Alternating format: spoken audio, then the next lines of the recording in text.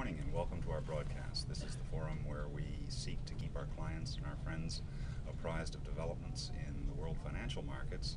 And this week we're going to focus on developments within the global bond markets. This is an important week for the global bond markets insofar as we have the first quarter advanced GDP to be released on Wednesday morning, followed on Wednesday afternoon by the FOMC meeting, and on Friday with the important unemployment data in the US and the non-farm payrolls. We thought that we'd take a few minutes today to talk about the inflation prospects globally and how the two world's largest central banks, the ECB and the Fed, approach the problem. How do you think inflation factors into the current situation in the global economy? Well, certainly we've seen an upsurge in prices generally, and that's primarily due to the uptick that we've seen in energy prices, with crude oil now trading close on $120 a barrel. This has meant that acreage that had been devoted to the world's staple food supplies, such as wheat and corn and soybeans, has now actually been diverted into the planting of corn, and that corn is being used for ethanol. So you've got sort of a double whammy in that situation, whereby you've got a reduced amount of acreage that is being devoted to food, and the corn that is being planted is used to supplement energy consumption. Right? On top of that, we've also seen prices at the producer level creeping up for a number of years, but that hasn't been passed on to the consumer.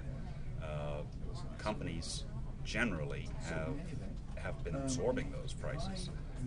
This is no longer the case, as they've kind of reached the saturation point, and they're in a position now where they have to pass on those prices to the consumer.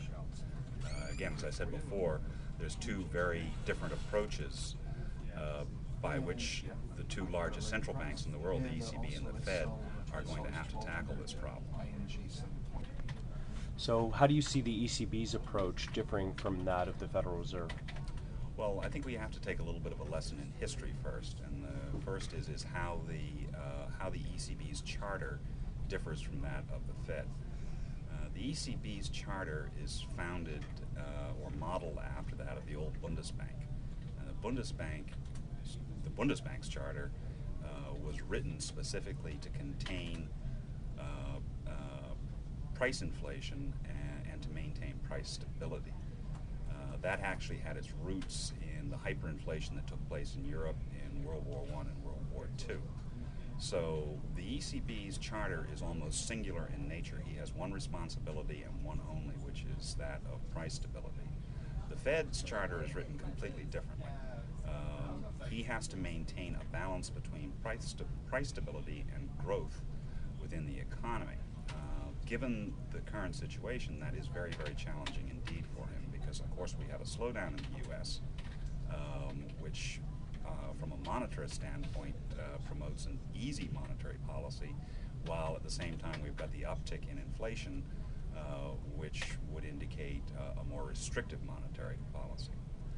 This week's data will display very clearly that dilemma for the Fed.